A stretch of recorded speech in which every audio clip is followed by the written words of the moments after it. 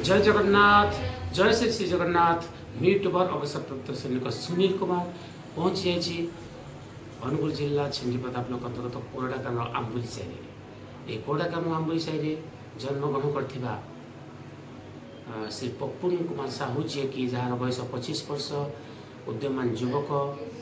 से अल्प बयस आमको शोक सागर बसाई आर पारी को छाड़ी चली जाती। से होती स्वर्गत भास्कर साहूकर, स्वर्गत श्रीयुक्त भास्कर साहूकर एकईरबड़ा विश्लेषण गोटे पुओ। से आज आमको शोक सागर बसाई छाड़ी जाती। आमको गोटे दुखद खबर हस्तगत होती। से किसी दिन है असुस्थता कारण चिकित्सित होते हाईटेक हॉस्पिटल भुवनेश्वर आ डाक्तर अक्रांत पर से बची पारे ना। आज दुखद खबर आमको बहुत दुख लगुच।